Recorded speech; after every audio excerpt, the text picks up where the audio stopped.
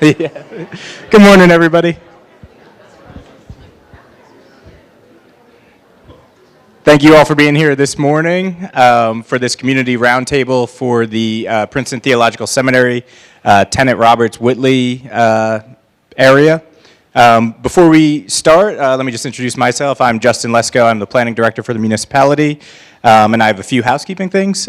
First, the bathrooms. If you need to use them, and I'm sure most people in here know them, a right and a right before the building, the door where you came in.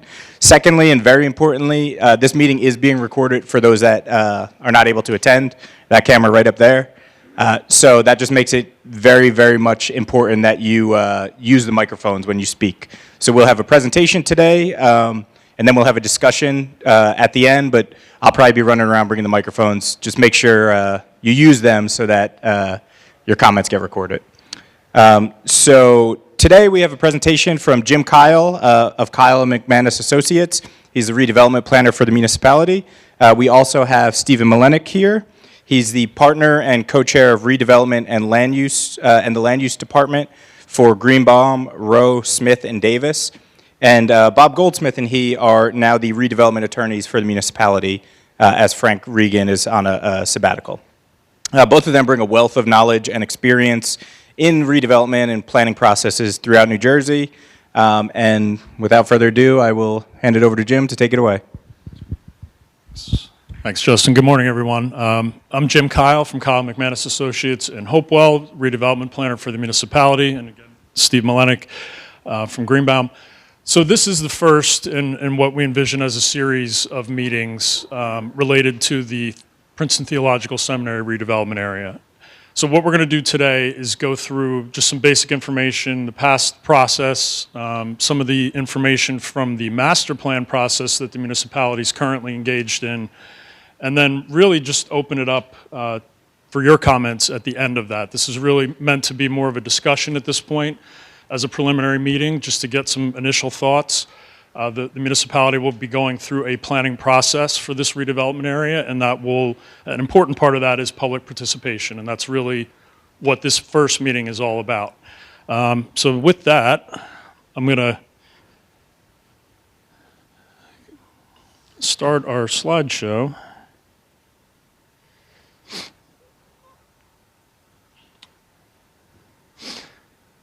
I already did that.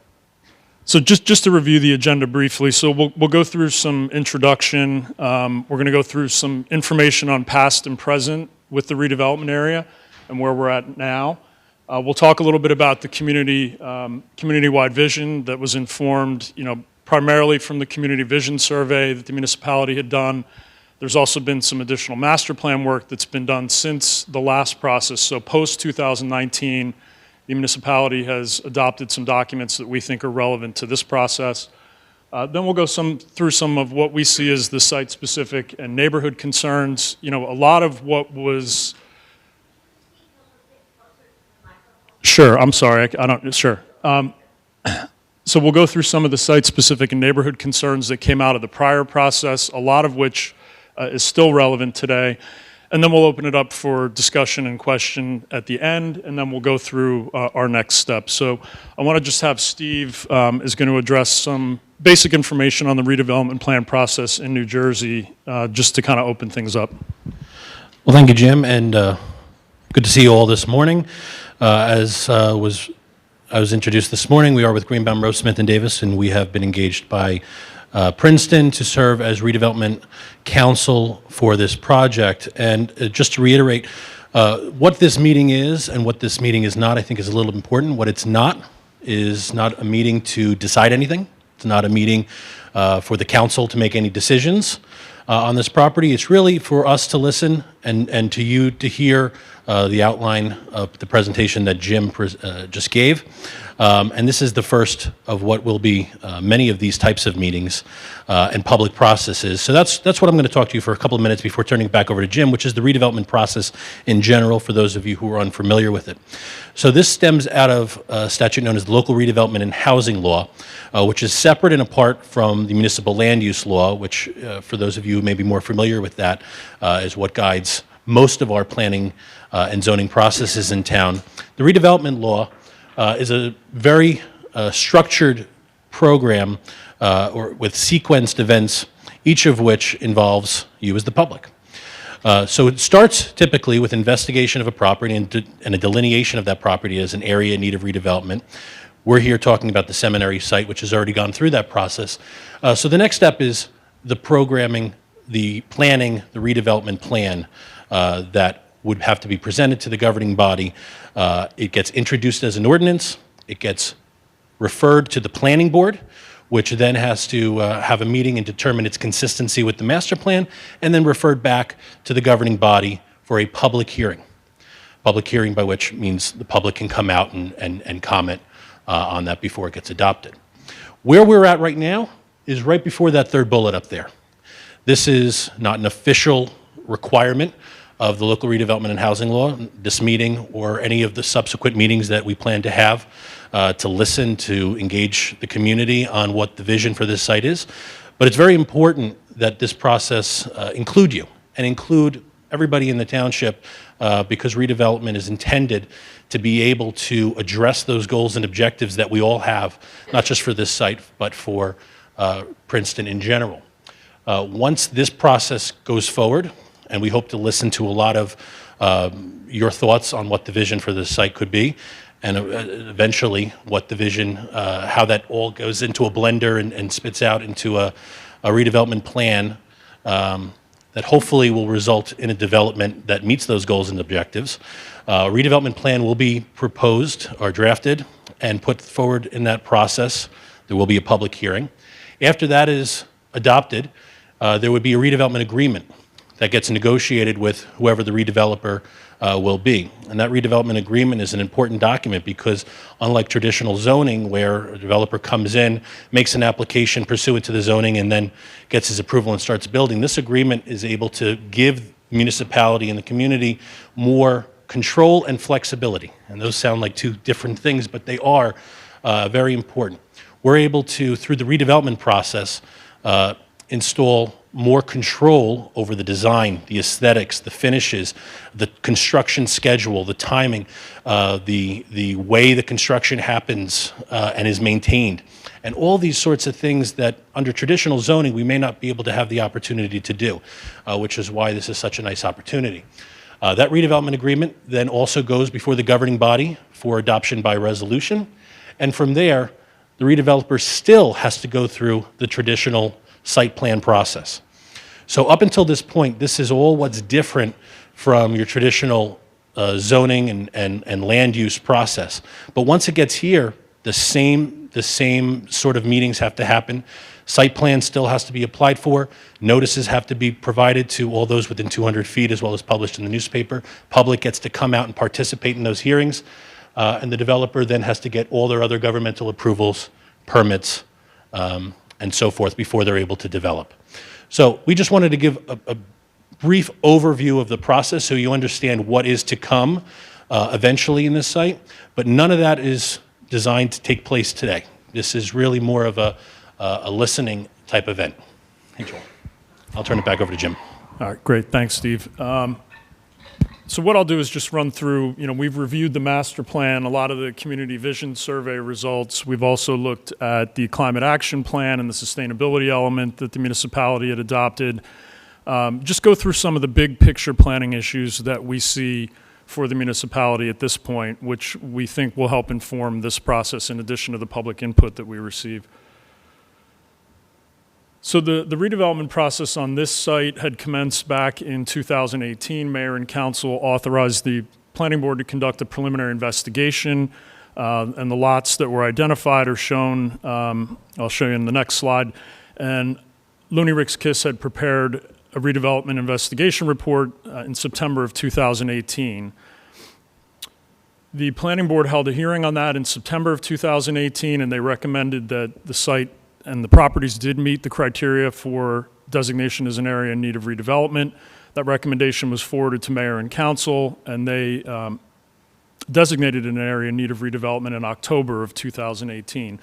And what you see here are really the four kind of areas that were part of that original redevelopment designation. The focus going forward will really be on the properties that are within the yellow oval, and that's the tenant Roberts Whiteley campus of the seminary. So that will be the focus of this redevelopment effort going forward in this redevelopment plan. Future efforts would be subject to, again, a different process or a new process, we'll say, for potentially a redevelopment plan that's particular to those portions of the tract. So the past conditions, we're all familiar with. This was obviously an institutional educational use by the seminary.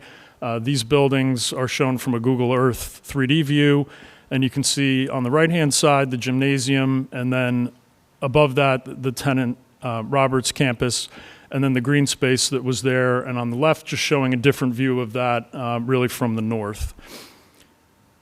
Current condition, as we've all seen, having been by the site, the buildings have since been removed. These were drone photos that were taken last week that kind of shows the condition. A lot of the pavement has been removed. There's a lot of gravel on the site. There's silt fence and some other things, but the buildings have since been demolished. So the current zoning on this property is E4, located in the former borough. Permitted uses there are 1 and 2 family dwellings as well as educational uses. Now, conditionally permitted, we have attached dwellings, multiple dwellings, and conversions, and then obviously a lot of the things that go along with educational facilities, indoor and outdoor athletic facilities, theaters, labs, and the like. Now, as part of that prior process that LRK had gone through, and there were, as many of you probably know, there were a series of community meetings and workshops that were held in 2019, late 2018 and 19. Part of that analysis that LRK engaged in was looking at what a permitted use and development on this property could look like. And that was under the floor area limitations that are imposed by the current zoning of about 60%.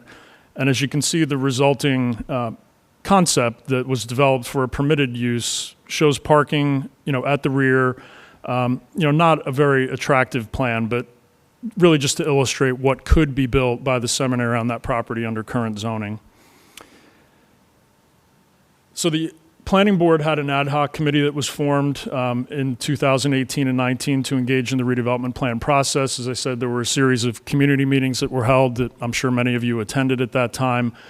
And as a result of that, there were a series of goals and objectives that were developed and put forth. Now, this was specifically in the context of the proposal that the seminary had at that time, which was for additional student housing. So a lot of these are still relevant, primarily involve the neighborhood and community in the planning process and creating a plan that with better outcomes than existing zoning, identify existing conditions that can be mitigated or improved, enhance gateways along Mercer and Stockton streets, appropriate transitions from campus to residential, and the like. And really, the important one here, in my mind, is 7, which is utilize a smart growth perspective to review site-specific plans in the broader context of region, community, neighborhood, and campus. I'm sorry? Oh, sure.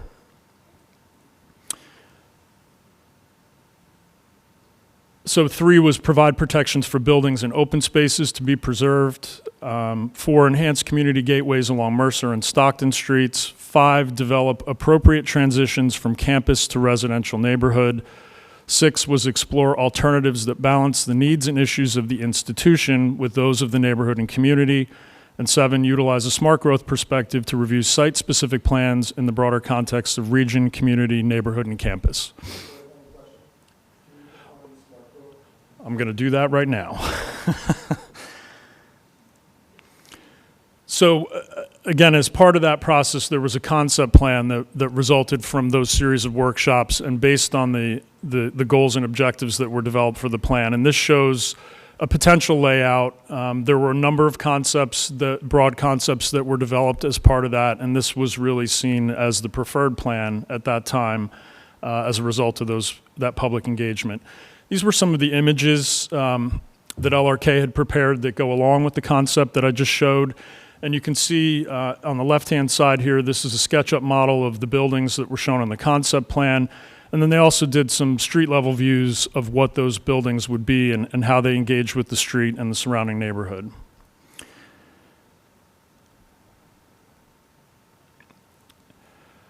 So, as I said, since that time, 2018, 2019, the municipality had engaged in other planning processes. There was adoption of the climate action plan and also the sustainability element. And we also had the community visioning survey that was conducted in conjunction with the master plan process.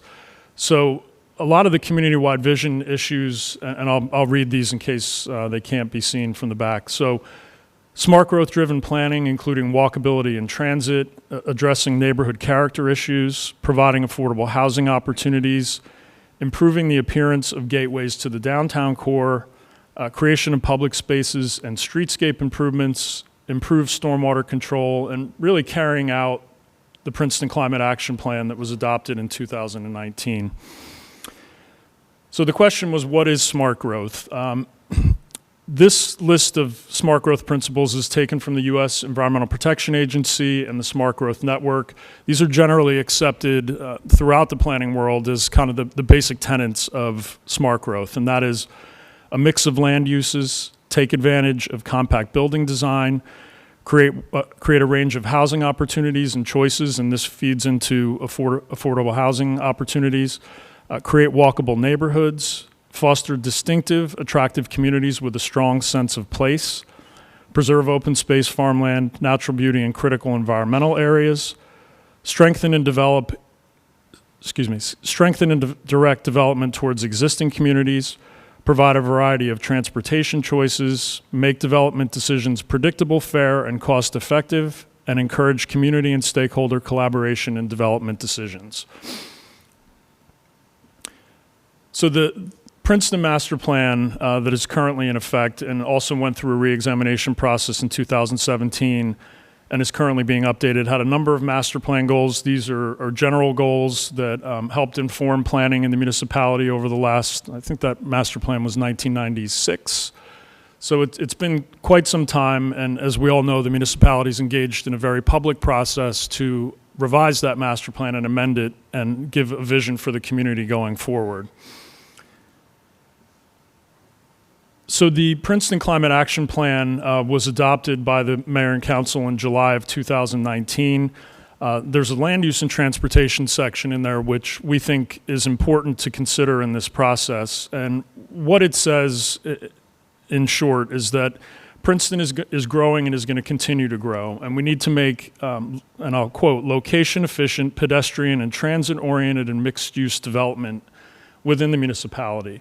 And as we look at issues of climate change and reducing energy usage and transportation and things like that, it really, what these graphs point to, and again, this document is available on the municipal website. It was about a 100-page report or element that was adopted. And what it points to is the fact that multifamily development versus single-family development or any other form really has the ability to address the climate action plan, reduce energy usage, make use of transit opportunities, and use walkability and transit as a smart growth platform. The green building and environmental sustainability element followed the adoption of the climate action plan. This is an optional element of the municipal master plan that is permitted under the municipal land use law. It was added relatively recently to the MLUL, recently within 5, 6, 7 years, maybe a little bit more. And out of that came a set of land use and mobility goals and objectives. And really at the top of that is to follow smart growth principles in the land use decisions that the municipality makes. And the important points on that, and I'll read this just so you, in case you can't see it, it says, make it possible for people of all income levels who work in Princeton to live in Princeton, focus more density in town and near public transit, protect and preserve environmentally sensitive land, build housing, including affordable housing, near public transit, and create multiple walkable, bikeable, mixed-use nodes. And then it also talks about promoting diverse alternative transportation options, public transportation, complete streets, and then also integrating pedestrian and bike networks throughout the municipality. As I'd said, the part of the process for the development of the new master plan was this Princeton Community Vision Survey. Now, this was an online survey that was put out. They had a response rate. They had a response of just about 900 people that participated in that survey. And there's a report that's available on the municipal website that summarizes a lot of the results from that. And there are some here that I just want to highlight. And these are issues related to development and redevelopment that the master plan must address. And the respondents overwhelmingly said that ensuring a healthy, thriving downtown was important. That was 56%. Expanding middle-income housing opportunities at 51%, and then ensuring new development blends well with surrounding areas and nearby buildings, including historic districts, and that was 34%.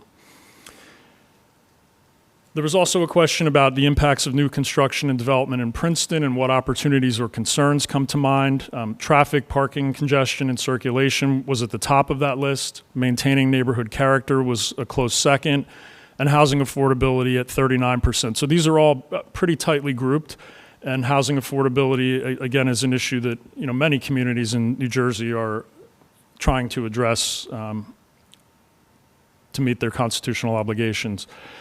There was also a question about modes of travel. If they were all equally safe and convenient, how would this impact your travel behavior in Princeton? What was interesting to me about this response is that driving was one of the lowest. So there's a strong preference for bicycling, walking, local shuttle bus, and New Jersey Transit. So over 55% of respondents said that they would, if safety was all things equal, that they would prefer to bicycle and walk around the community. And then transit was a close second, third and fourth to that. So as we look at the specifics of this site and walkability, this is about a 10 to 12 minute walk from the downtown, our downtown core. And we also have transit that's available to the site. So there's a New Jersey Transit bus stop that's immediately out in front of the site. And then we also have about a 15-minute walk from this site over to the Dinky. There was a master plan open house that was held to kind of kick off the master plan process, and there were a series of exhibits that were there. And what they had people do, there was about 200 people that came out to this initial workshop. And one of the questions that was asked was, where should new homes go in Princeton? And as you see, there's kind of a box around the former borough, and that box is enlarged on the left-hand side. Let me just use the pointer to show. The pointer doesn't show up. So in the lower left-hand side of that is the location of the Seminary redevelopment area. And you can see that there was a concentration of dots that were put on there. The green dots represent apartment buildings of 10 or more units, And then there's also some dots that were placed there for 2 to 4 family, and we're going to hold questions till the end, if you don't mind, as well as single-family homes. So as part of the community vision process, obviously the gateways into the downtown are a critical issue for a lot of folks. As you come up 206 and you pass this site going into the downtown, there's an opportunity here where we had this green space that existed on the prior seminary use that is an important gateway for the community, and that's something that we do want to address in the planning process. So let's talk a little bit about the site-specific and neighborhood concerns. As I said, these were a lot of the issues that came out of the prior planning process for the redevelopment plan that ultimately was never adopted. But site access and traffic was a primary consideration in that, and we want to limit impact to the Hibben, Edge Hill, and Library streets, and then also primarily focus access to these sites from Stockton. Buffers at the perimeter of the tract are obviously a big issue, and many of you that live adjacent to this site, that's going to be a primary concern for you. There was also a lot of discussion about pedestrian and cyclist safety at that time. Preservation of historic homes was another issue that was of importance. Scale and density was discussed at length during that prior process. Stormwater management is really an important issue, as we've seen in the municipality, with climate change and increased rainfall events. This site really had no stormwater management facilities to speak of. And obviously through this process, there's an opportunity for us to enhance that and maybe go beyond just the standard stormwater treatment so that we can effectively protect the neighborhood. Most of this site drains down to the southeast and impacts the neighborhood that surrounds it. And creation of public space was another issue that was of importance during that prior process. There is opportunity through the redevelopment of the site to create spaces not only to address the gateway, to create green spaces within the site for use by future residents or users of the site, but also for those that are around the neighborhood. So with that, as I said, I wanted to keep the presentation short. I know a lot of you probably know a lot of this information because you may have been involved in the prior process. We just wanted to summarize really a lot of the higher level issues that we see coming out of the master plan process that are important to the municipality. But again, this is really an opportunity for us to be here to listen to some of the concerns that you may have. And again, we're not here today, as Steve said, to make any decisions. We're here to really listen to the concerns that you may have with the site going forward. So with that, I think if we do have microphones up here, as Justin had noted, the meeting is being recorded, so we want to make sure that we get you on a microphone and your comments can be recorded as part of the record. So if we have initial questions, I think we can mix them together. If there are questions, if there are comments that folks want to have, we wanted to reserve a lot of this 2 hours that we have this morning to hear from you. And then we'll talk after this about our next steps in this process. And, excuse me. If you could just raise your hand, I'll run the microphone around. And please just give your name and address as we usually do in this room. I'm not seeing any hands yet. I assume that means there's no comments or questions, and we could all get going. Don't be shy. It's very informal. We're very interested in what you have to say. Hi, Jennifer Widener, 65 Elm Road. I have 2 questions. One is we're doing a lot of redevelopment in town right now, and the university is too, and a lot of trees are coming down at the same time that trees are a priority. So I'm very interested in how you're going to handle what was the nice open space and the architectural integrity in there, but also the tree cover, especially since we're losing so much out at the shopping center now and other areas. The second thing is I live on Elm Road. We have 140 dump trucks per day, all of them very loud, beginning at 4:30 in the morning. This is going to presumably increase that substantially. And the wear and tear on the road, as well as the residents, is pretty substantial. So what's the plan for dealing with that? Thanks. So I can say that as part of the planning process and development of a redevelopment plan for this, obviously one of the big things in the climate action plan talked about the importance of trees for the community and the benefit that they serve environmentally. I can't imagine that we're not going to address that in the redevelopment plan process. going forward. So there will be, and that's the opportunity that we have, as Steve said, in the development of a redevelopment plan. We can provide specific standards, perhaps above and beyond what the current ordinance requires.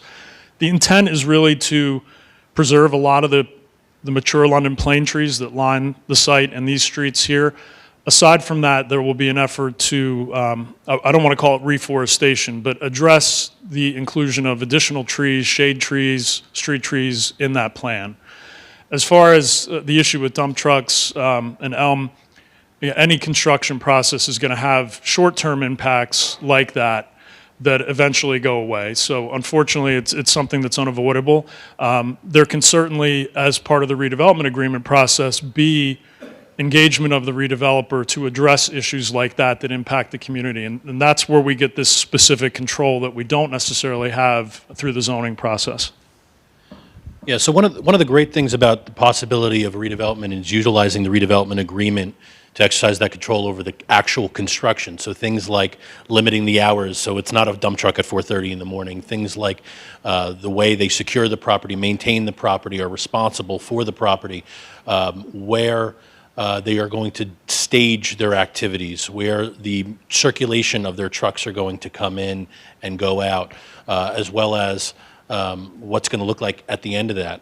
So we have a lot of control over the construction activities in the redevelopment agreement that we wouldn't otherwise ordinarily.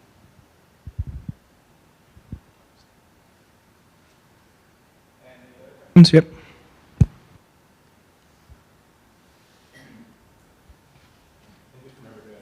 Remember to speak into the microphone.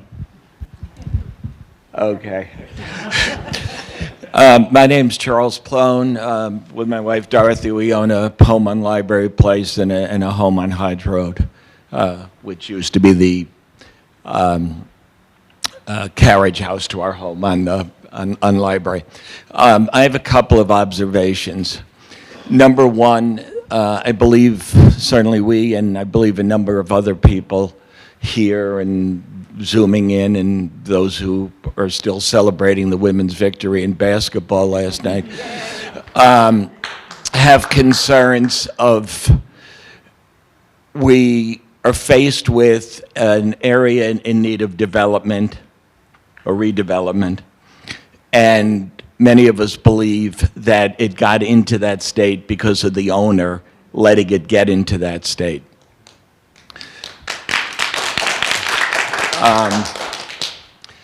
And the original plan was to, in the face of and despite attendance at seminaries going down, the original plan was to have, the whole purpose of this was to have housing for all of these new students who are going to be coming in. It seems to me that these are two facts that have come and gone. There's nothing we can do about either of those, and I think it's very premature for us to be asking questions about two fait accomplis. I think everyone's here today to find out what your thoughts are and the alternatives might be going forward. And I think we ought to postpone asking questions until we hear about that. For us to sit here and comment on things that at this point we have no control over whatsoever is not productive in my view. Yeah, so again, I think the intent of this and what we're hoping to accomplish is very similar to the questions that were asked previously, or not even questions, but comments regarding the trees and the construction activities. I'm sitting here with the pad and we're having this recorded, and we're going to go back after this and take what are those things that are important that we hear today, so that this is not a process that we are asking you to react to something that's already developed. That we're asking you to participate in something that is to be developed. And by that I mean the redevelopment plan. So any questions you have certainly could be with respect to anything that was presented today or what the process is about. But certainly I agree that it's probably premature to ask questions specific about what's intended to or what's going to be built here, because that's what we're doing here. We're having a dialogue to get the information necessary to produce that. We find it very helpful to hear from everyone in this room and everyone in the municipality as to what the concerns are, similar to the trees and the construction activities, that we can assemble that list, that when we put together a vision for the site, it accomplishes as many of those goals as possible.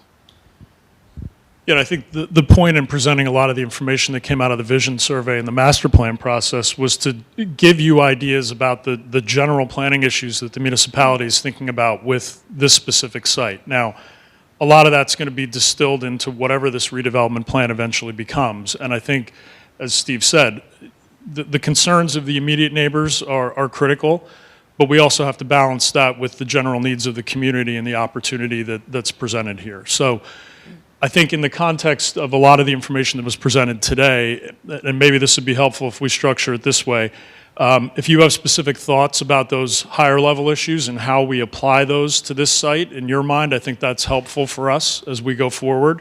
And again, this is going to be a process. So this is just the initial introductory meeting, get some initial feedback from the municipality, community residents, neighbors, and then we're going to use that to inform the process going forward and development of the redevelopment plan. So I think if you have specific concerns of the site, or if you have commentary on, again, how those higher level issues fit into this process, I think those would be probably the most constructive comments that we could get today. Hi, it's Lynn Durkee, 148 Springdale Road. Lynn Durkee, 148 Springdale. My question is regarding impervious coverage. Basically, you're putting a development in a very residential area. And from doing some reconstruction on my house, I know that it's basically 25%. So, and related to the question about the trees, I'm curious as to what the impervious coverage of your development would be. So again, we have not gotten to the level where we've come up with specifics as to, percent coverage, FAR, any of those. That will be part of the process going forward. But obviously, stormwater management and stormwater control is a primary consideration for Princeton.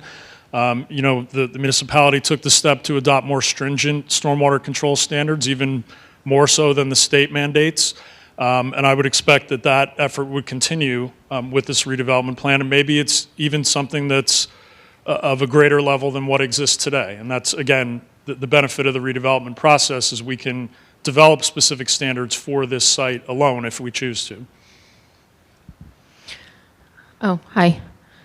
Hi, Jessica Vieira, 86 Stockton Street. We are basically the one house that is almost surrounded, including a couple of our friends that are here. I have a list, so I could keep going, but I will focus on the most important ones. We bought our home. It's a historic home, 1830s Stedman property. We bought it knowing that we would vow to take care of it. It's already been mentioned that historic preservation is incredibly valued in this community. It's born, and its weight is borne by people and individuals in this community. We accepted it. Unfortunately, some of our institutions around us don't accept it. And the concern that we have is that as you talk about the aesthetic and the smart growth and in keeping with the community that this property lives in, one would argue that it should be small, single-family homes, because that's in keeping. I understand smart growth. I understand 1- and 2-family homes are, and I am all for affordable housing and mixed use, and I think that's all wonderful. But let's remember what's in keeping. And let's remember that the community that you are surrounded by is a historic community. And we, the homeowners, pay probably 1.5 times what it takes for a person in a Edel farm home to maintain their home. And there's just no disputing that. So that's not even like, oh, it's the facts. We have certain levels of extra levels of approvals we need to go through. It's not just willy-nilly. And that's why people are so heated about this, because we bear a lot of that. We bear it willingly, but we bear it. I would also argue that because we have older homes, your construction process is really important to us. Our foundations are over 200 years old. You drill, you dig, it impacts us. I have a truck that goes down 206 a little bit at 50 miles an hour, which is, we could have a community forum just on that. My windows rattle. My foundation shakes. These are all things to think about as you are approaching all of this. And then my husband Matt has something different to say. Yeah. First of all, thanks for hosting this forum. We very much value the opportunity to contribute to the thinking as you go about the planning process. Just building on a couple of the comments that were made earlier, not only is the impact of the volume of residents on the traffic and parking an issue, but there's also the key point of safety around walking and bicycling. You showed a stat in your slide that said, if all remains equal and if everything were safe, what would you prefer to do? What would you increase? And walking and bicycling was the top two. But that's a big if, because it's actually not really safe to bike or to walk in this neighborhood currently. And so we would very much value if there was bike lanes or some sort of specific measures taken to increase bicycling and pedestrian safety as part of this process. Next up is the impact on traffic and parking on the side streets. So we live on the corner of Edge Hill, bordering on three sides, Seminary properties. We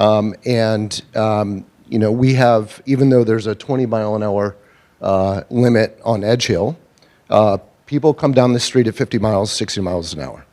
And there's only parking on one side of the street. It's a narrow street. It's really not safe. And it's really not welcome. People are honking horns. They're yelling at you because you're pulling out of your driveway. We would recommend that there's speed bumps, signs saying through street only, prohibiting through traffic unless you live on the street. There's lots of ways to approach this, but we really urge, and I'm sure that our neighbors on Hibben might say the same, but we would really urge, as part of the planning process, that we really give a lot of thought to the parking and traffic volume on Hibben and on Edge Hill. I'm glad you brought that up. Did these not work at the same time? It should. Is it dead? No, the light's on. Yeah, the battery's going dead. I'm glad you brought that up, because we didn't summarize all of the information that came out of the prior process, but there was a significant amount of time spent on how do we improve. First of all, the cut-throughs on these streets in particular are a big issue. Folks going to Mercer Street and going out towards Route 1 is a big issue, and that was discussed significantly in the materials that had been developed previously. So as you look at that, there is opportunity for traffic calming, increase of pedestrian safety, and that will absolutely be a goal of this process, is to improve the outcomes related to those issues for the neighborhood. You might need to use that Bob Barker style. Can I just add one thing to that? Google Maps and traffic does not help us. And there is one way to help us immediately, and this is actually to you, Justin, to the community as it exists right now. All we need is signs on both the corner of Edge Hill and Hibben, on both Mercer and Stockton, saying no through traffic, because Google Maps and the algorithm will prevent people from cutting through. That's simple, honestly. Then the volume is a separate issue. Thank you. And I'm sure everybody wants to comment. Should we just do this one row at a time? Kathy, Roger, Michael? And we have time for it, too. So. Kathy Clockenbrink, I'm on 22 Edge Hill Street, and I'm just going to second the request over here. I attended many of the meetings that the seminary had in 18, and one of the most important things for me is looking at addressing the development as a multiple block concept. So whatever happens in the development takes into account the impact on Edge Hill, even Library, and then also Hibben, and also Mercer and Stockton, because when you make one change on any one of those streets, it's just amazing how it shifts the traffic. The aggressive drivers, the language people, I cannot tell you the things people have said to us coming out of our driveway. It's not repeatable, and it's really just unacceptable. And we have been asking for many years for help on this thing, and I'm going to say, as a resident, that would be the number one priority in looking at how you think about the development, that this is not just there, it is impacting multiple streets.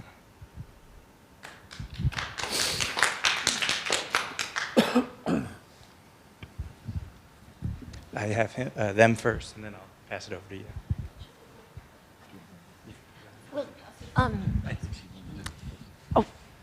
You go first.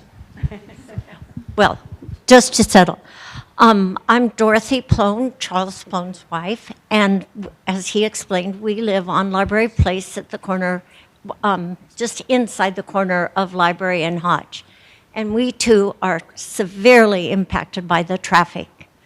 It is high speed, they have yelled at me, I'm worried about our children getting in and out of the grandchildren getting in and out of cars.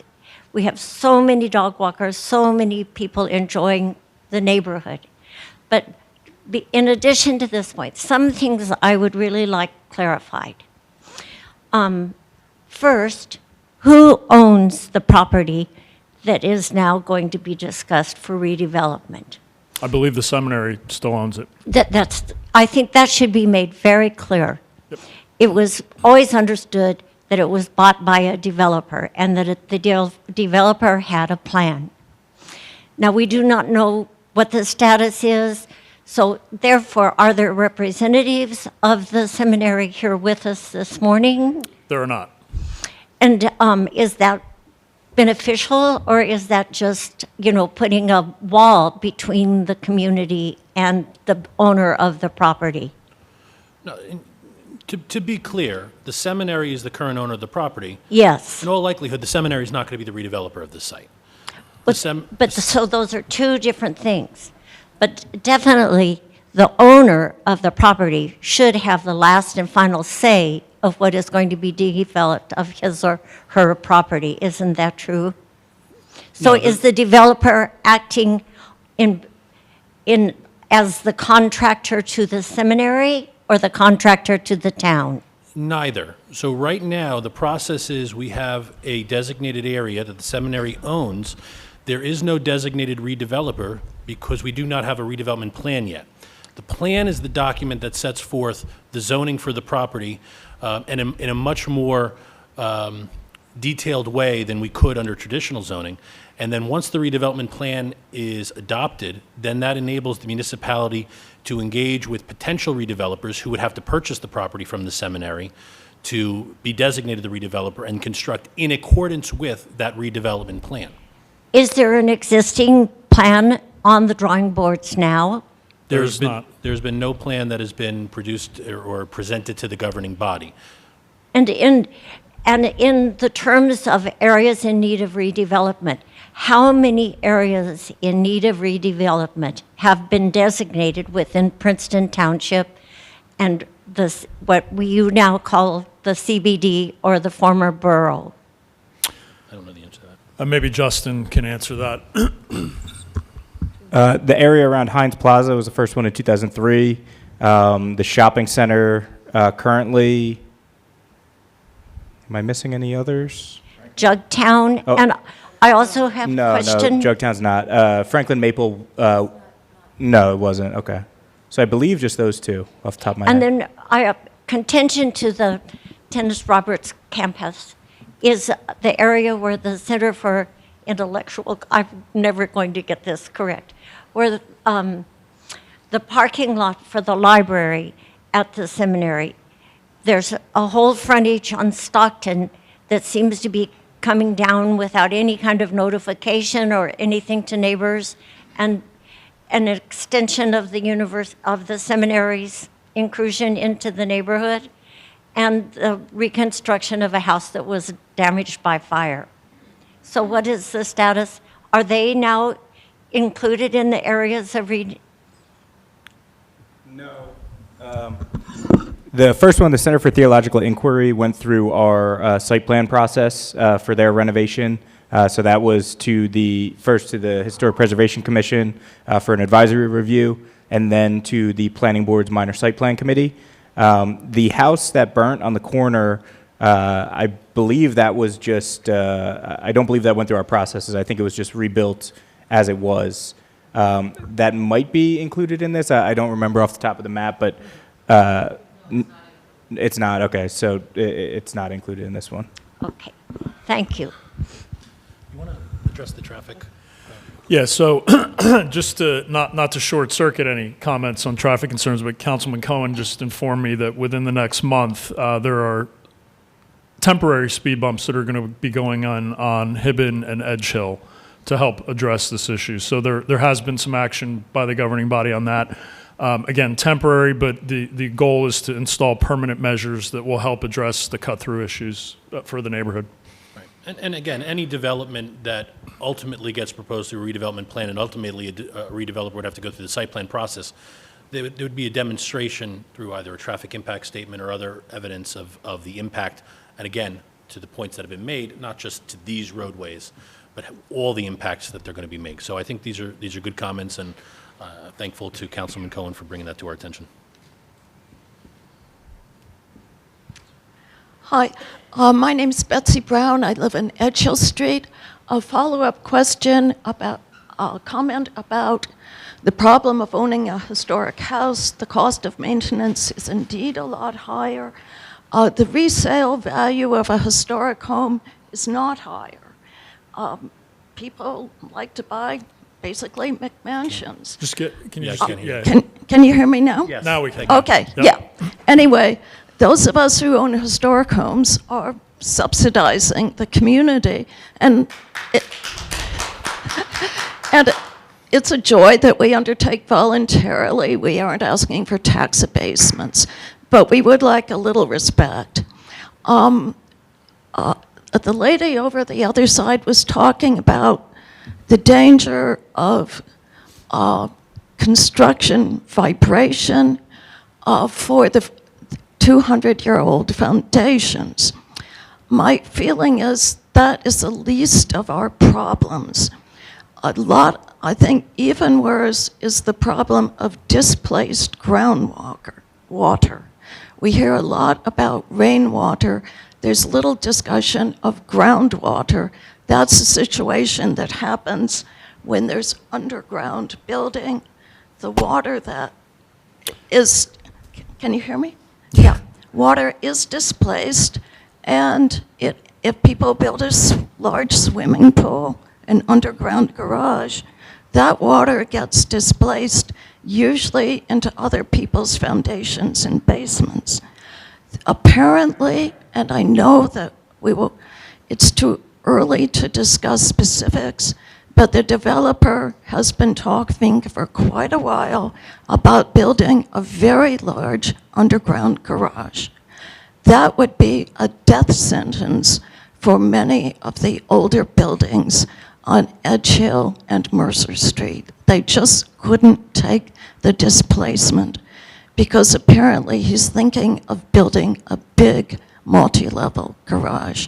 This should be out of the question. So please consider the impact of groundwater digging deep. I once had the misfortune to own a home where our next door neighbor tore down her home, built a larger one with a deeper basement. What happened was not immediate. It was slow. Over the next few years, our basement got flooded. The trees in that section of our property died. And if this destruction takes place of a number of years, developers are very, very, very well aware that in these circumstances, the injured landowner cannot get redress from the courts. They will claim that your basement was probably wet all the time. They will say the damage occurred 3 to 5 years after the building was built, and they'll get away with it. You can only deal with this situation by preventing it. Myself, I'm not opposed to the seminary selling the property or building it. I'm happy to see some moderate income people moving in, because before the seminary tore down the TRW building, there was quite a few people of diverse backgrounds and low income, namely seminary students living there. Okay, sorry. Can you hear the general idea that you... Oh, can you hear me now? You got to hold it really close. What? Like this? Okay. So, I was making several points, but above all, be really, really, really, really scared of the developer's plan for big underground garage that will destroy all the old houses in the neighborhood.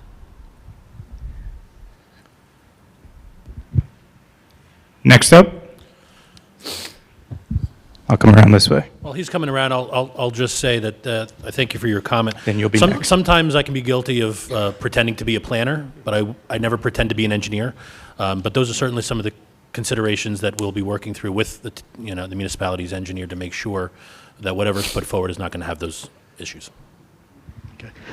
Patrick McDonald, Hibben Street, Hibben Road. I have two thoughts. One is I too would like to take on the role of the Lorax and speak for the trees. As you can see just in this group here and on the online survey, nature and trees was like a high priority for Princeton. And I think it's the old trees and the old historic homes that makes Princeton, Princeton. And the seminary took a lot of care to save the old trees on the property. And I think the old trees define our neighborhood.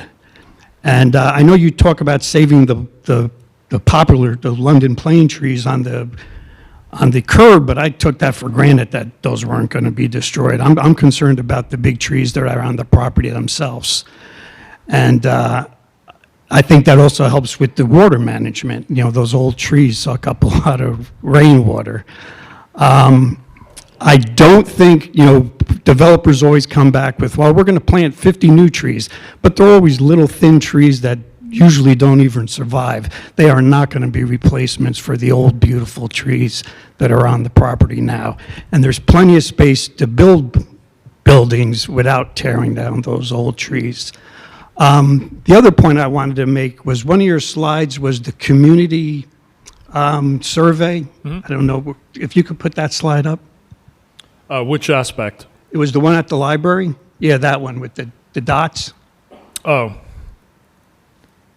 The workshop? Yeah, I just want to say, I was there that night. I wouldn't take any of that seriously. This thing was not run like yeah. Anybody could have been there. Anybody could have put as many dots as they wanted on those boards. And I remember, because I was concerned, obviously, about the seminary's property. And when I left at the very end of the thing, most of the dots said it was for people wanted open space. So I'm surprised that you said people wanted big apartment buildings. And again, I wouldn't take it seriously anyway, because you could have put any one person. I've seen people do it. You could have put 30 dots yourself on one spot. So I would not take. I don't think any of that should be in the discussion from here on in. That's okay. it. And I wasn't there, so I.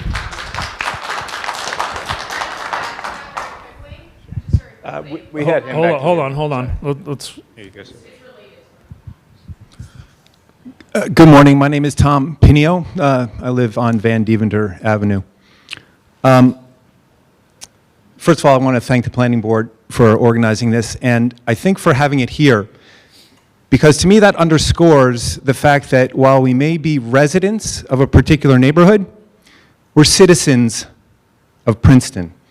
And like this conversation, I'm a complicated, complex jumble, maybe, of aspects here.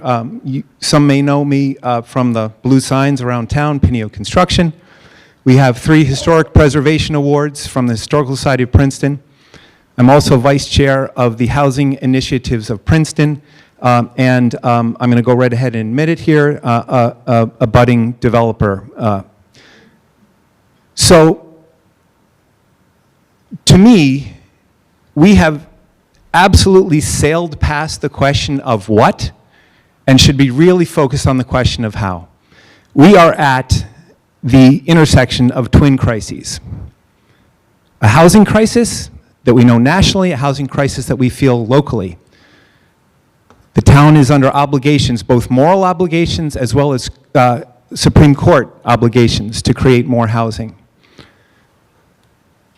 The question, and this gets back to the community-wide vision, right, is do we actually believe that, to me? That's where it all starts. I think a lot of the comments here have been absolutely pertinent and vital to the successful completion of any one project.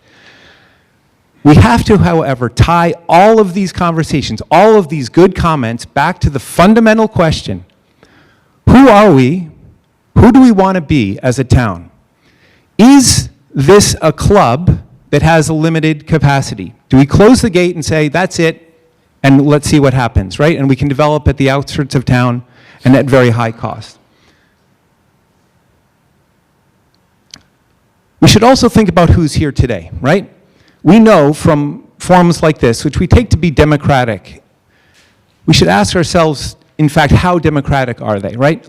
Look around the room. We know from these that the audience is predominantly older, check, whiter, check, and affluent. Who has the ability to come here and have this conversation? I think one of the very important things that we, and we have to ask, are our goals aspirational, or are we actually willing to really engage in this kind of conversation? I think this also, just as an aside, I think this is exactly, to take the gentleman's point about having a larger conversation here, it's important that we get to durable solutions so that when things come in front of the historic preservation, like Jugtown, that we don't have these constant flare-ups. We should build long-term, durable ordinances that aren't subject to the kind of flare-up, the kind of firefight that happens. It's not good for us. I know that it kind of mimics the national conversation, but we're better than that, I think.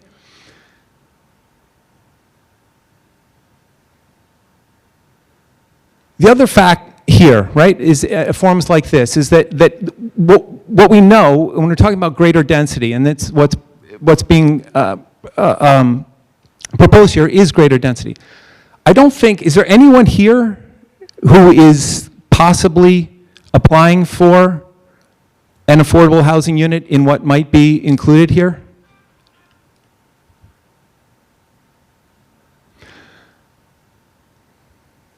Back to my point, really, just that I think this is the perfect time to be doing this. We find ourselves right at the moment on a spectrum of conversations about these processes across Princeton. We have what's happening at Jugtown right now.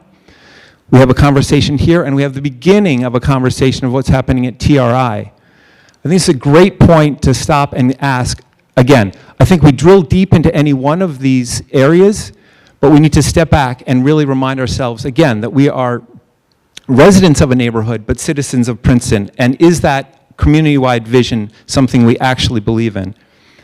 I think that, again, as that complex jumble of hats that I sometimes wear, I know that this is a community that can balance both historic preservation and greater density. Wearing my Housing Initiatives of Princeton hat, I believe strongly in the work of people like Roz Chetty, who say that it is precisely in places like Princeton that we need to create more housing, have more people have the opportunity to take advantage of all of the goods that a place like Princeton has.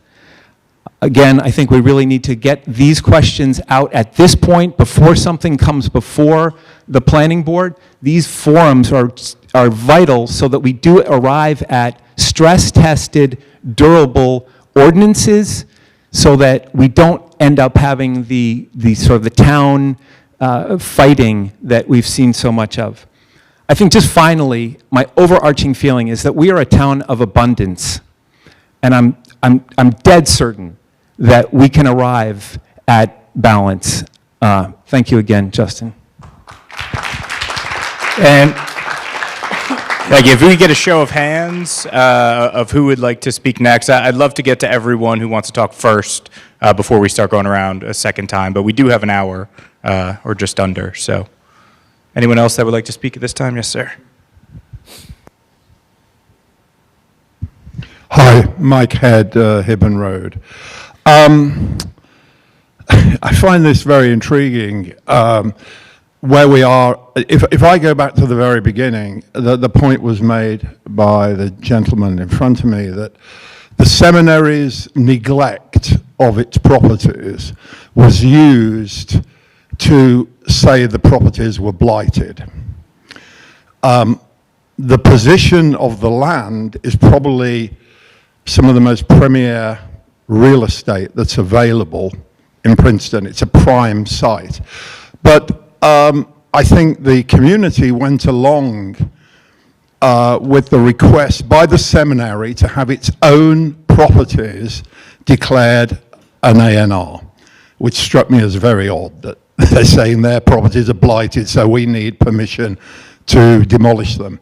And it was really because they wanted to they put a package together which included land on Mercer, so on and so forth, and that's all been now pulled apart, which is a separate issue.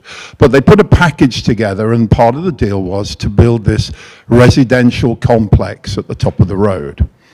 At the end of the day, after many meetings, I think the biggest problem they had was the sheer scale of the building they wanted to put up became a major problem for the neighborhood and the residents. It was beyond the E3 zoning, I think, is E3 or E4? E3. It was beyond the size of the E3 zoning, which in its own right was pretty generous. And as a result, the seminary decided not to proceed. Now, what's happened as a result of that? The seminary, because it has an A&R designation, which was simply because it didn't take care of its properties, has now been able to ask a premium for that land because it has rights attached to it that go beyond normal zoning. And to me, that's a problem, and that seems to have been baked into the cake. Everybody's now saying, well, it's an A&R. It's not a question of any limits, it's a question of what we want. And it's generally, every proposal that comes up is substantially in excess of what is the as-of-right level. The gentleman over here made the point, Princeton, we're better than this, and affordable housing and so on. The as-of-right on that site, as I understand, is around 44 or 48 single-family units or townhouses. I think probably townhouses. That is a substantial number and is a level of building which goes way beyond what was on the site previously.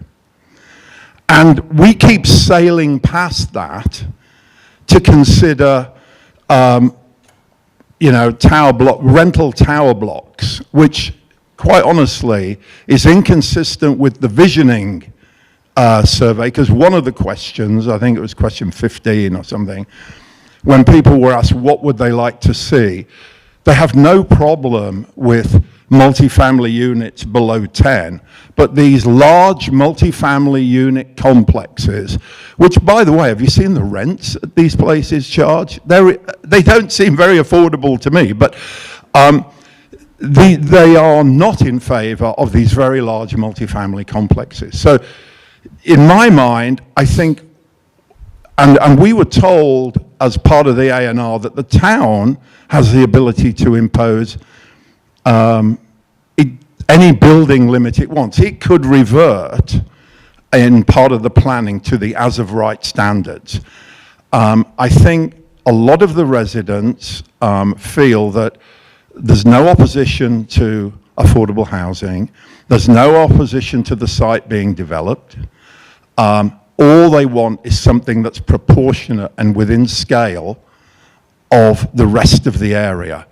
That's the issue. And I think it's wrong to keep sailing past the as-of-right level, which already allows substantially more building than there ever was, and start talking about multiples of what the current as-of-right. And I think the more we adhere to the as-of-right zoning levels, the happier everybody will be, and the more we can accommodate affordable housing and so on. And by the way, as I understand, any development such as this has to have 20% affordable housing, and there's no option. We don't have to give a pilot or a tax abatement, because that's the law. So why are we negotiating against ourselves? Let's apply what should be done on this site and then take it from there.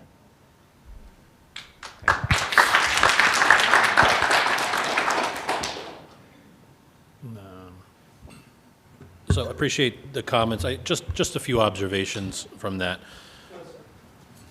Thank you, David. Just a couple of observations from that. You know, when we look at developing a redevelopment plan, if you look at the statute, you know, obviously there are a lot of things that have to go into that when one's produced. And of course, there's a relationship that is drawn to what the zoning is, as well as the adjacent zoning, as well as the adjacent municipalities and the county master plan and state master plan and all those sorts of things that go into it. And ultimately, the zoning that is in place right now on this property is a result of what the master plan provides for the vision of this site.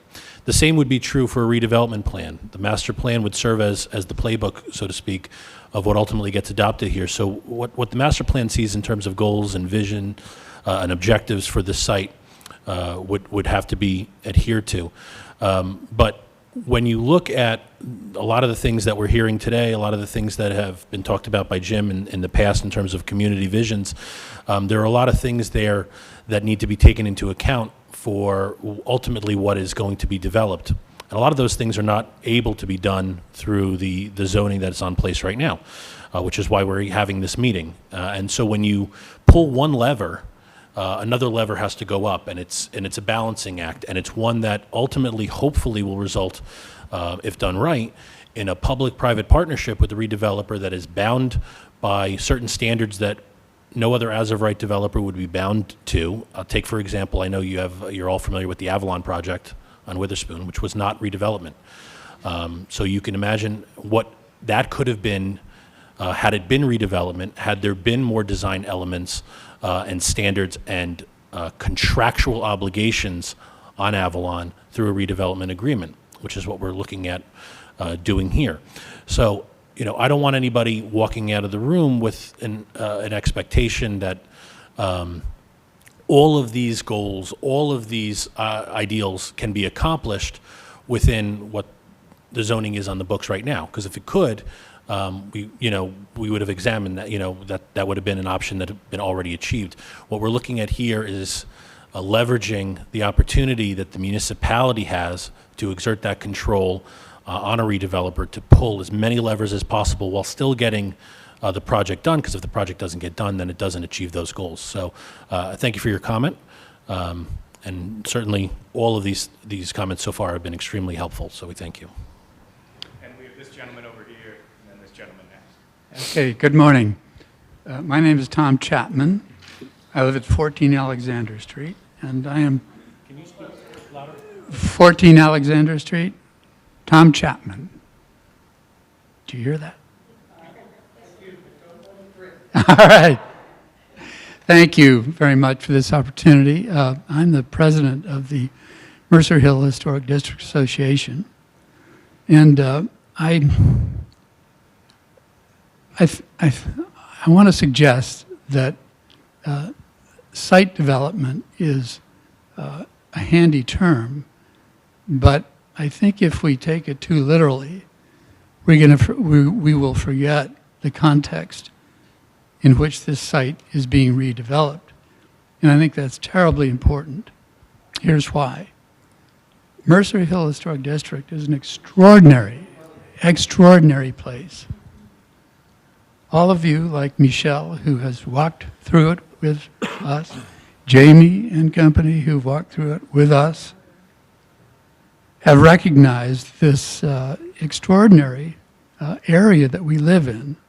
And it's not just the Mercer Hill Historic District, it's the whole surrounding area. As many of you know, it's studded with historic places. Morven, Einstein's house, both recognized national historic places.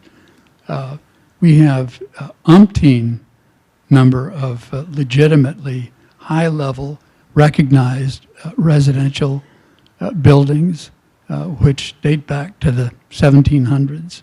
The barracks is the oldest house in town. It's 350 years old.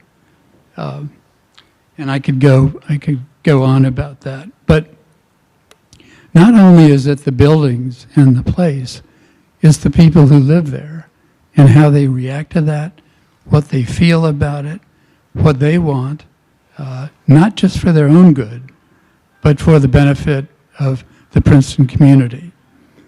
So I'd urge the planning group to consider the context, the place-based context in which this redevelopment is going to occur. It will impact us, all of us who live in that area. It will impact the total community of Princeton. We, in turn, who live in this area, would be very disappointed if what this place is all about is not reflected in the design that is developed. One of the benefits of this, a huge benefit of this district, is that all these assets, if you will, that compose it, translate to equity. Now, we all know about brand equity, yes or no? I'm not going to get into it, but if you think about brands that have a name that's understood, that stand for whatever they want it to stand for, Johnson & Johnson, Apple, Mercer Hill has equity, and that equity, if used properly and respected, can benefit everybody in this community, as well as the site-specific design work that's going to be done. One last point is that there is quite a bit of thought leadership given to place-based development. And so I would urge Mr. Herring, and I know he knows this and takes it to heart, that there is, both on his staff and elsewhere, ample direction and information from thought leaders who have gone through this same process with place-based development as part of their thinking that has produced excellent results. So I hope you will consider this as all of you go forward on this. Thank you.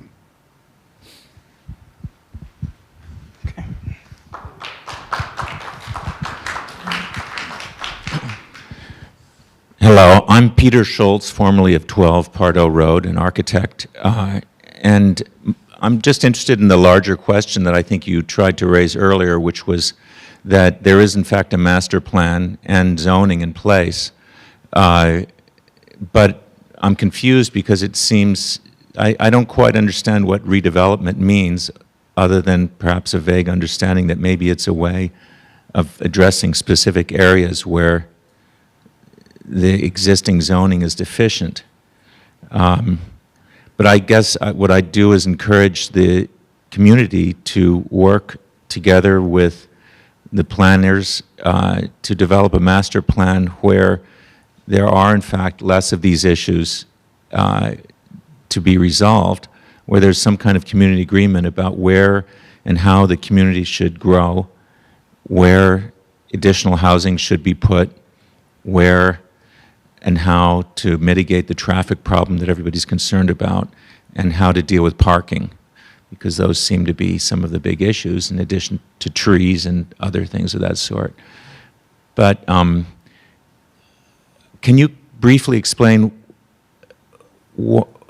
I understand the concept of as of right development under the existing zoning code, and I understand that developers or others can go and get zoning exceptions and build with some sort of an exception to the existing zoning.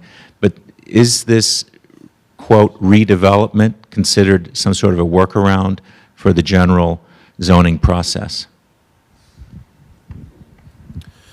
No, thank you for your question. It's not considered a workaround. It's considered a tool that municipalities all over the state, including Princeton, have used successfully in order to take control over the development of an area or a property in a way that is much more robust than is able to under the zoning that the municipal land use allows. So take, for example, a typical zoning ordinance where you'll have an identification of what your permitted uses are, your prohibited uses, maybe there's conditional uses set forth. You'll have some bulk standards, things like setbacks and impervious coverage and height and things like that. And maybe you'll have a couple of other types of generic standards. But that'll be the zoning for that property based on that zone. Here, your redevelopment plan, which is very liberally construed under the law to give the flexibility necessary to the town to really give control over that property, it allows the municipality to take, again, not to repeat myself many times, but to take control and of what is going to ultimately develop so that it does so in a way that meets all the goals and objectives. And we've heard from many today, one of the key objectives there is, of course, affordable housing. And Princeton's moral but also legal need to provide that within the municipality.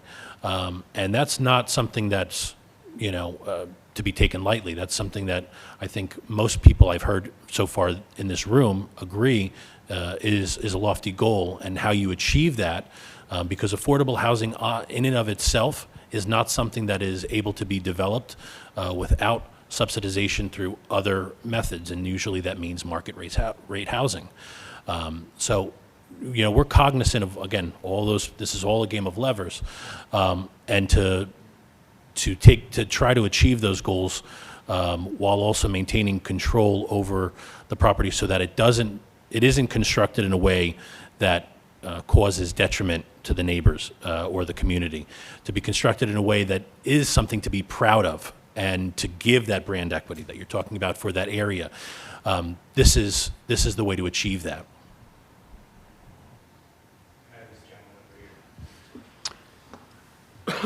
Good morning. Brad Middlecoff. I live on Hibben Road, right next to where the gym used to be. So my wife's and my house was up on a bunch of those aerial photos he showed us a short while ago. At future meetings, I'll have comments on substantive issues, but my comments this morning, I really wanted to focus on process issues, which I think is one of the primary purposes of this meeting this morning. First of all, I just want to commend the town officials who put this meeting together. I think it's terrific. I applaud the notion of kicking this process off in a very open forum. And I encourage many more meetings, as you've indicated, will happen.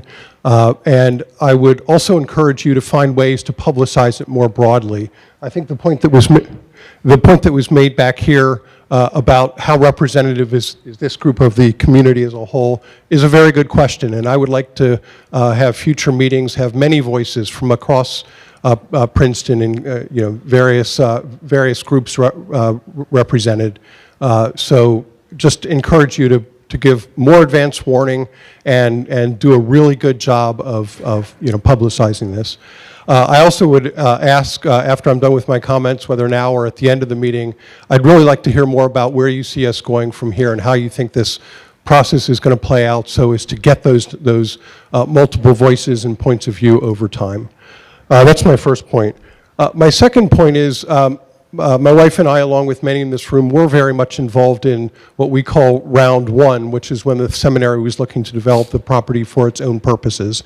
One of the flaws that I saw in that process that I hope can be rectified this time is that there were meeting after meeting after meeting discussing certain of the issues. We spent so much time talking about whether there should be a traffic circle at Mercer and Library, traffic calming measures on Hibben and Edge Hill, all very important, but it felt like there was an 800-pound gorilla that nobody was acknowledging until closer to the end, which was the issue that's been raised several times this morning in terms of density and scale.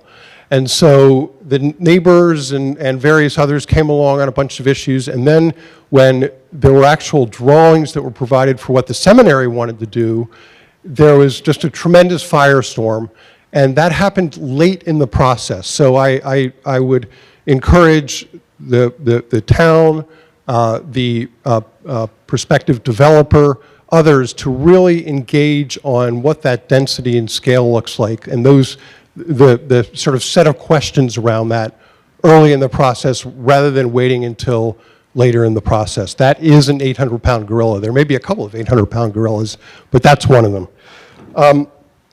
Next, from a process standpoint, I know that the notice that went out and even the slides that you have up here talks about this as the Princeton Theological Seminary redevelopment. And I think that that could create the wrong impression. It's a bit of a misnomer, given the fact, as we've discussed already, that the seminary is under contract. Seminary is the current owner, but they're under contract to sell it to a developer. So whereas in the first round, it really was PTS development, they were looking to develop it for dormitories and other space. In this case, it is on property owned by the Theological Seminary, but the redevelopment is not being done for the benefit of the seminary, except to the extent that they will receive payment from the developer when they close on the contract. So I think just in the interest of transparency and clarity, I would suggest that when you talk about this, you talk about it somewhat differently than you have. Also, if it is being developed by a private developer, not by the seminary, the E4 zoning doesn't apply anymore, and the as-of-right zoning, as of today, as I understand it, would be the R3. So again, the drawing that you put up there was, what it would look like with E4 zoning, as you were talking about the process, and when the seminary ultimately did present their plans. But I think that as a base, and I understand with area in need of redevelopment, there's going to be deviation from that. Understand that, okay with that. But I think if we're talking about a baseline, the baseline ought not to be E4, but it ought to be what could be built under the R3 zoning if there were no area in need of redevelopment. So I would encourage you to, in your graphics and talking about that, to do the same. Finally, on a couple of slides, you talked about, or respondents to polls spoke about density in town and a healthy, thriving downtown.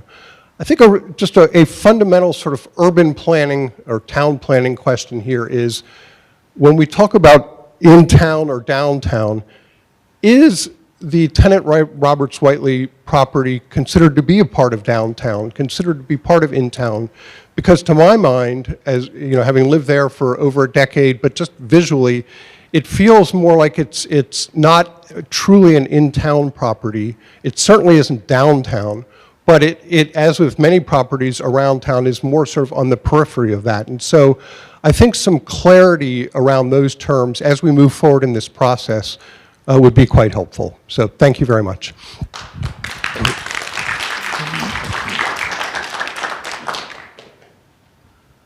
Do you want to address that? Yeah, well, with respect to the next steps, instead of burying the lead, why don't we go right to that? Sure. So, as I said, this is envisioned as a process, and this is the first of what we see as multiple meetings to engage with the community and the neighborhood on these planning issues. So part of it, we'll consider the comments from the roundtable today. We're going to consider neighborhood, community, and property owner and potential developer needs. And then we'll follow up with a community meeting. We've talked about Saturday, May 6th as the next opportunity for us to all come together. And I think we'll take the comments from today and formulate additional issues that we can get into at that time. To the point, we're going to start to publicize this meeting now. And the hope is, and I'm just curious, how many people here by show of hands, live kind of in this immediate area? So pretty much all of you. So the goal, again, we have this master plan process that's occurring. We have community issues that the municipality is wrestling with as we develop that master plan.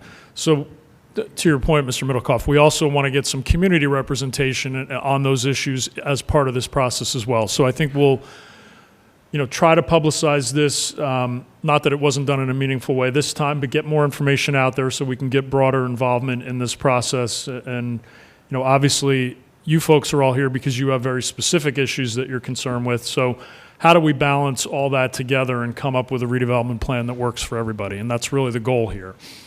So you can mark your calendars. May 6th is a meeting that we've already decided we're going to have. So we'll do it similar to this in this room from 10 to 12, and we'll try to put some information out before that meeting so that people have time to think about those issues and our thoughts, and then we can have more meaningful engagement as part of that meeting. Oh, sure, we can post the slides, no problem.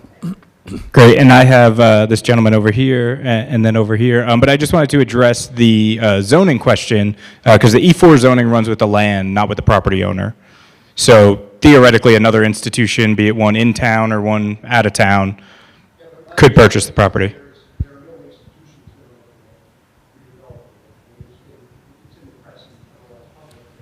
Mm-hmm. That's correct, yes. Mm-hmm. No, the E4 stays.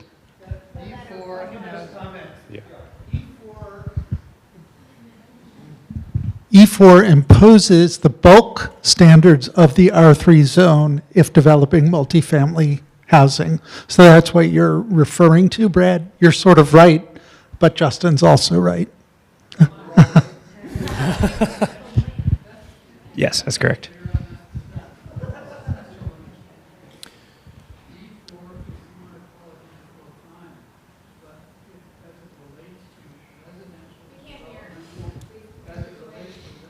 Well, hold on. Let's get you on the microphone just because we want to pick it up on the recording as well. Hold on one second.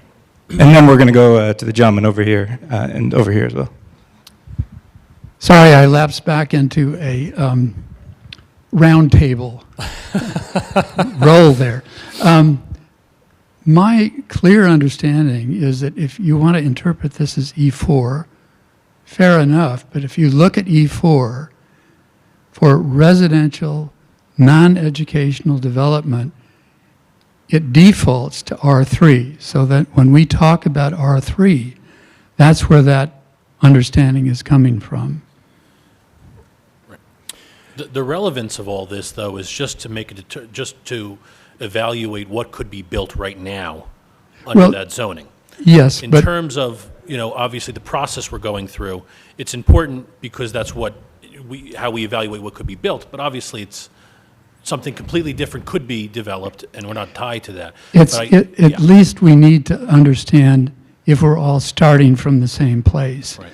Because the FAR levels that relate to R3 are quite different from E4. Yeah, it's actually 45%. So Correct. As Councilman Cohen pointed out, it's the R3 standards for bulk and lot size creation, but Exactly. the overall FAR is 45% versus 60%, which is permitted as E4 for institutional development. That's our understanding. Thank you.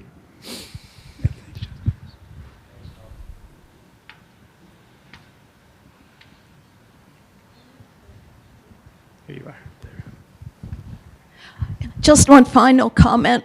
You're talking about next session being more community-oriented. I hope that's not a euphemism for being more developer-oriented. This meeting has been wonderful. It's been very open. I so much appreciate what you're doing. And I might also add a tribute to David Cohen. I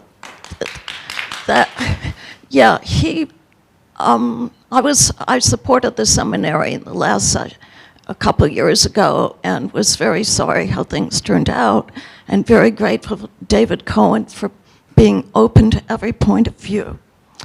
But I have to tell you frankly, coming into this meeting For months, I'd been hearing a lot about the hidden hand of realtors, developers, exerting influence behind the scene on this and basically on community policy. So I hope the meetings continue to give everybody, including builders like the gentleman who spoke earlier, a right to speak, and making sure that all citizens have equal right. Yeah, not only, I completely agree, and thank you for your comment. So you know about the May 6th meeting, and however many community meetings like this there are, obviously they're open to whoever wants to come and voice, because it is not just this community locally, but locally also municipal-wide. But you also heard from Jim that, you know, part of that engagement is, it has to be the potential redevelopers as well, because we need to be mindful of what ultimately we're not just putting a unicorn plan that's never going to happen, right? So there is importance to that. But as I mentioned at the beginning, these meetings are just the beginning. There are public meetings before the council for the redevelopment plan. There are planning boards that review the redevelopment plan, and ultimately a site plan will be presented to the planning board. That is all public hearings. So, thank you.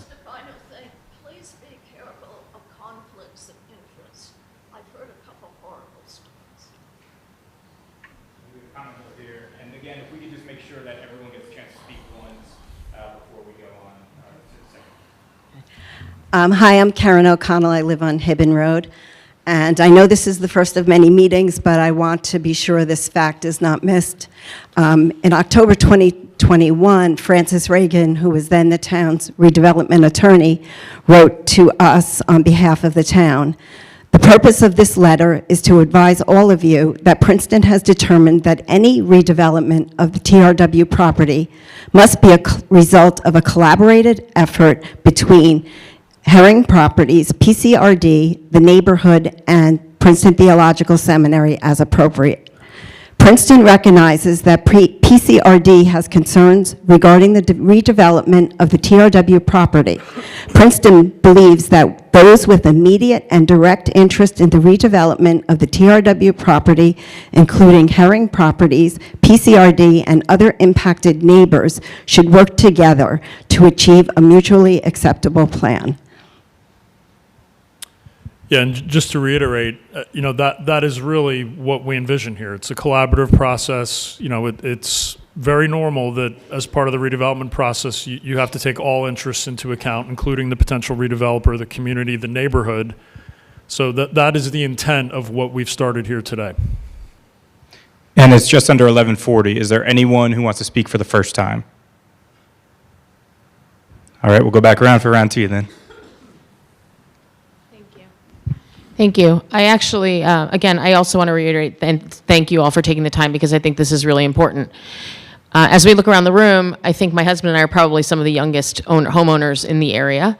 We have young children who attend the schools, so I would be remiss to not say, and I want to be an active participant in the master plan, that we have to think about school-age children in this development, because as it was before, there weren't really school-age children in that development. And that not just applies to the density of the school, kids going to school, but the fact that there are kids running around, and we talked about traffic safety, we talked about all these things. As relates to that, and I think my question, which is really more than my comment, is really valid to everything. What was the population density of the Tenant Roberts campus? How many people actually at capacity could live there? And how many cars could park there? I don't know. I don't know that answer. And I think that would help us when we think about what are we putting forward. So are we increasing the density? When we bought our property, and I'm sure when the majority of the people who abut and are in the Mercer Hill Historic District bought their homes, they assumed a certain population density that was there. Students or otherwise. Students don't tend to have cars, and they don't tend to have children. So that's just something to think about, and I'd love to know the answer to that question. What was the population density of the building when we bought our homes at that time? And that's the assumed sort of density that we would maybe, I don't know, consider appropriate.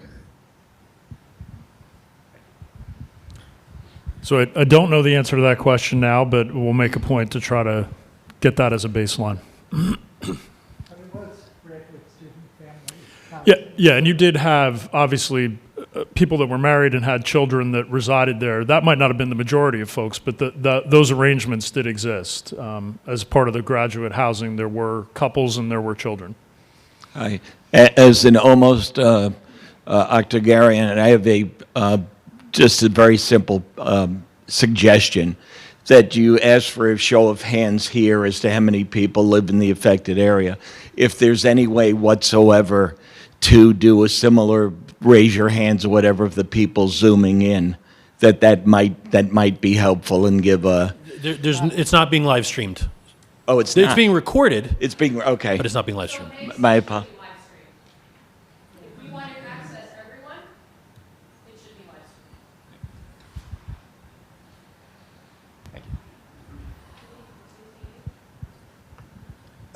Just maybe a follow-up suggestion for one of the next roundtables, and that is perhaps a little thumbnail sketch of the process with regard to the Mount Laurel and the decision and our obligation, and what could potentially, I don't begin to understand this, but maybe someone in the room or someone from the planning or one of you gentlemen up front could talk about if in the event there wasn't an amicable solution or something didn't come to pass here, and what is, for example, builder's remedy, and how would that impact the town, and how would the neighbors have a say or not have a say if the court said, you guys aren't doing it, somebody can come in and do what they want. I don't understand the details of that. I should.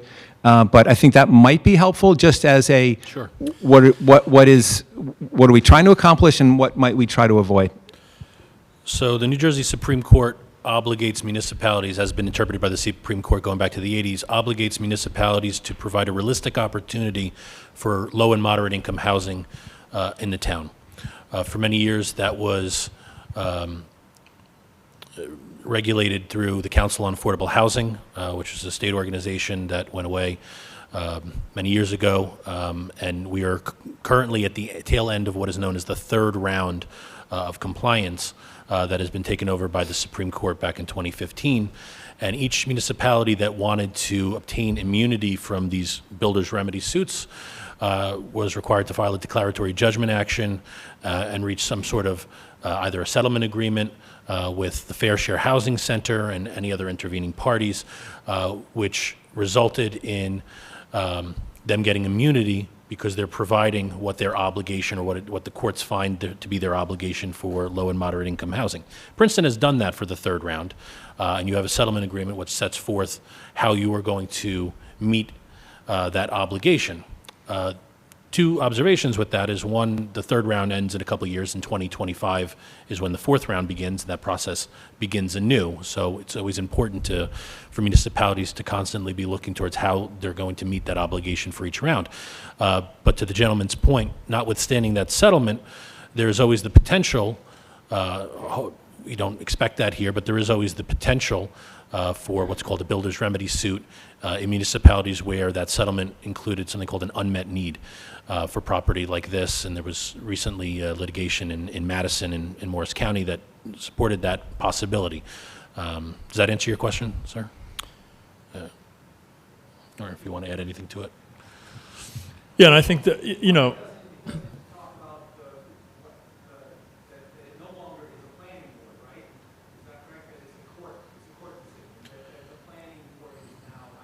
If a developer, if there was an opportunity for a builder's remedy suit, that would be a suit through the court, not to the planning board, correct?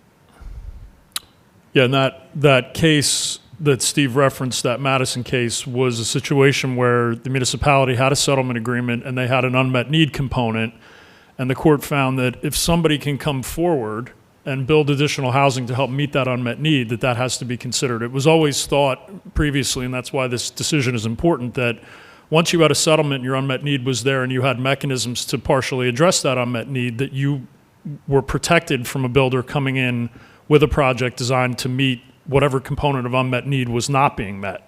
So that decision kind of changed the way that we've thought about that, and that was a very recent decision. It was within the last month that happened. So it's certainly something that the municipality has to be cognizant of in this process, but also looking forward to round 4. You know, we're, for better or worse, we're going to be doing this all over again. It does not appear that the legislature is going to step forward and reconstitute COA or have a process that's not related to the court. And so we're going to be having those discussions, and you know, we have to be forward-looking to these opportunities, one, to protect ourselves currently, but also to think about how we're going to address an obligation that we will potentially have assigned in 2025. I think that just underscores this whole process and the need for civil discourse and looking for law harm. Yep.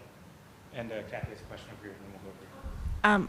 Actually, it's probably more of a comment. First of all, I want to thank you all for your time, and I found this incredibly informational, just a lot of in-the-weeds information, which is really helpful to understand things.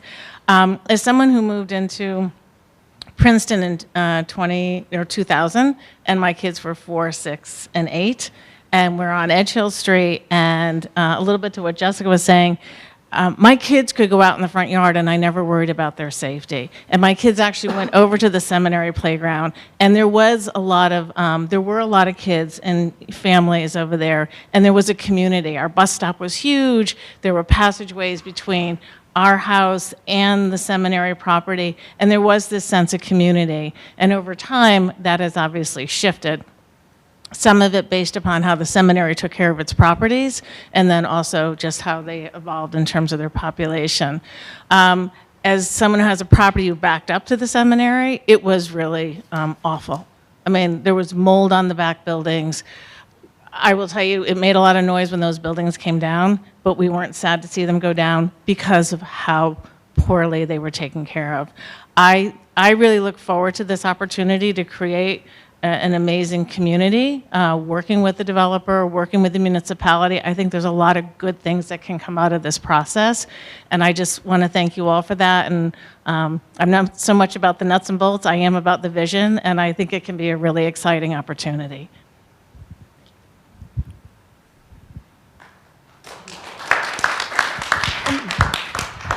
Well, I would like to speak to the historic value of the street and the streetscape.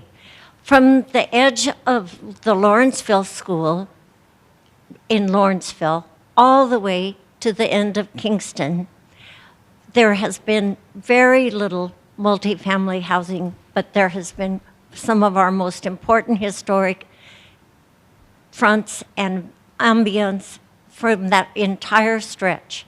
It was deemed the King's Highway and protected by historic law. It has been totally disregarded. Next door to the property that has been demolished is the Marquand House, the governor's mansion. All of these institutions that have given us a sense of community, a sense of importance, a role in the development of our nation, and for them to be just sacrificed for a development scheme has really been a great shock and a real disappointment to someone interested in our national history, our national art, our national architecture. So I think that we all are very concerned about our own physical properties that we live in, but I think we should be very, very concerned about the ambience that our community is facing. And obliterating all of this is really a very, very dangerous and sad step.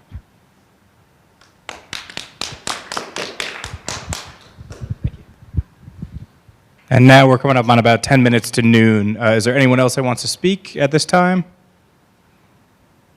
Going once, going twice? Okay, and Jim and Stephen, if you'd like to wrap this up. Sure. So as I'd said, we are going to go ahead and schedule another one of these sessions for May 6th. It'll be 10 to 12 in this room. I think this gives us a good opportunity to interface, and of course, it's always helpful for us to be able to present information on our thoughts. We'll try to get some information posted prior to that. If there will be an additional presentation, we will post the slides from today so that if folks want to look at them, digest them a little bit more. So we certainly welcome you back on May 6th if you have additional thoughts and comments at that time. I don't know that we're going to get into the specific discussions about specific density, specific buildings.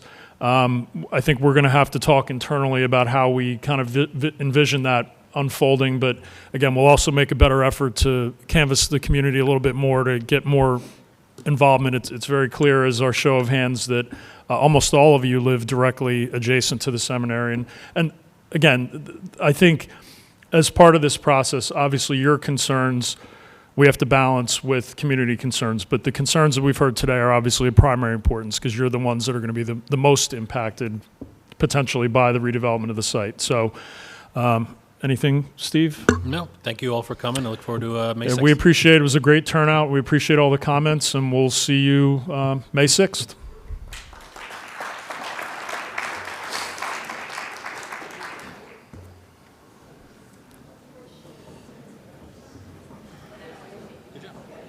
I think that